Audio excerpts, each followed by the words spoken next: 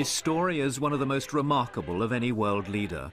Few in history have endured oppression with such little rancour or overcome the oppressor with such little bloodshed.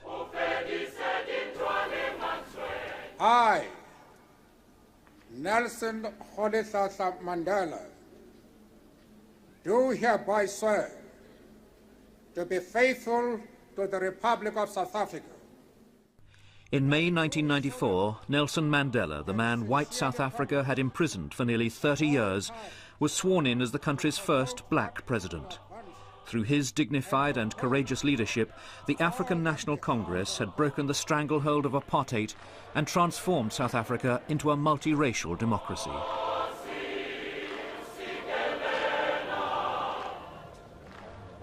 Nelson Mandela was born in 1918 in South Africa's Eastern Cape. He was the son of a tribal chief.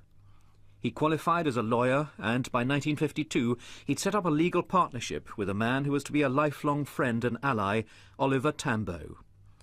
Together they campaigned against apartheid, the exercise in social engineering under which South Africa's white minority, in charge of the country's military as well as economic forces, brutally crushed the human rights and aspirations of the black majority.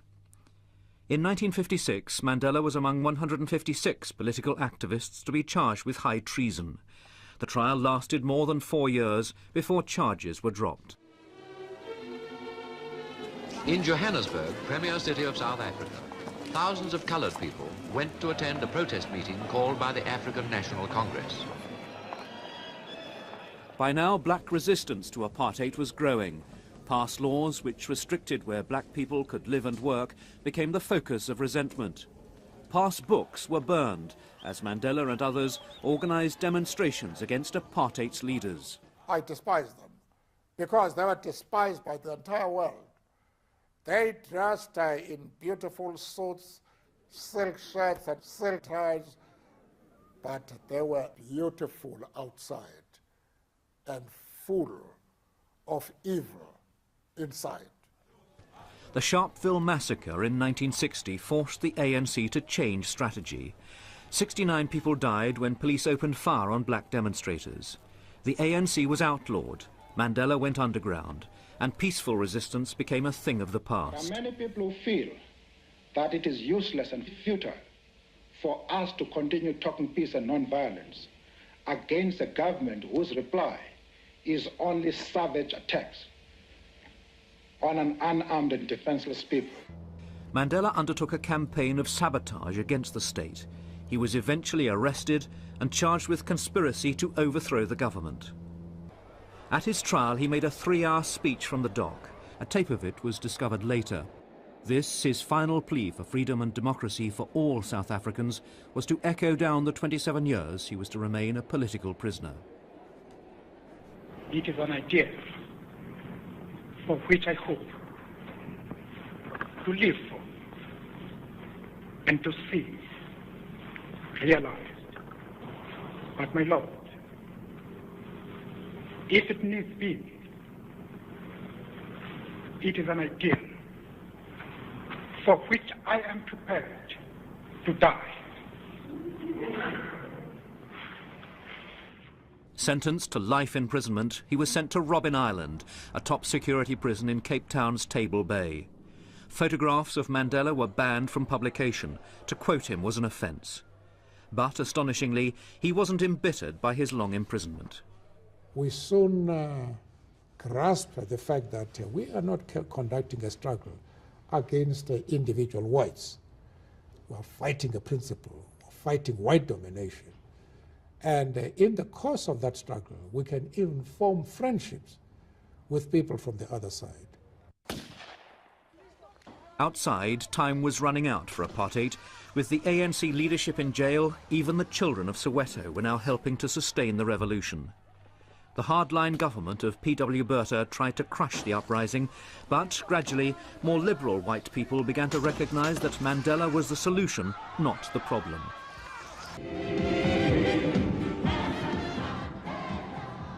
An international campaign was begun for the release of Nelson Mandela as, around the world, governments imposed sanctions on South Africa.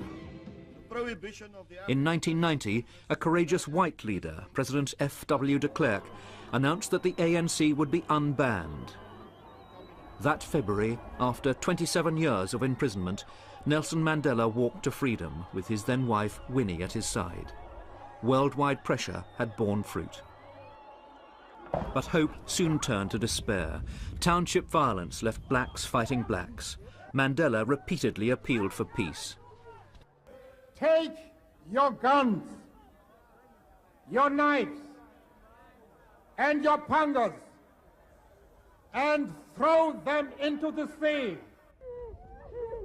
Mandela's appeal was largely ignored.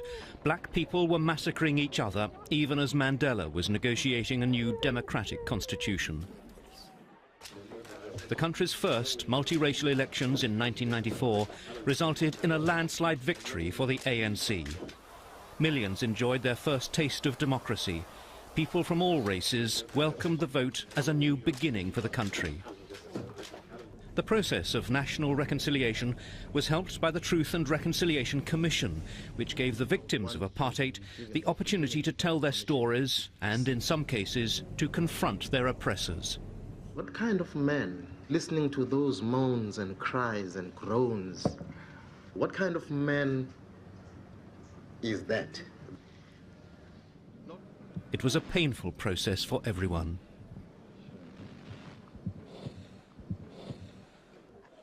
Yet for all his political skills, Mandela found it difficult to tackle many of South Africa's endemic social problems. Chief among them were the acute shortage of affordable housing, the widespread poverty, and the scourge of AIDS. In December 1997, Nelson Mandela gave up the presidency of the African National Congress in favour of South Africa's Vice President Thabo Mbeki, who also succeeded him as head of state. Mandela was feted throughout the world, as here in London. But there'd been personal sadness. His long-time marriage to Winnie, once known as the mother of the nation, had ended following her involvement in the kidnapping and murder of a student activist. In 1998, at the age of 80, he married Graça Machel, the widow of the late president of Mozambique. It was a marriage which brought him personal happiness and helped him to enjoy the family life which had been denied to him by his long commitment to the struggle against apartheid. On the eve of the new millennium, Nelson Mandela had revisited the cell on Robben Island where he'd spent 18 of the 27 years he was imprisoned. He lit a candle to symbolise reconciliation. It was passed to an African child to represent that continent's hope for the future. A hope inspired by the life and ideals of one of the truly great leaders of our time, Nelson Mandela.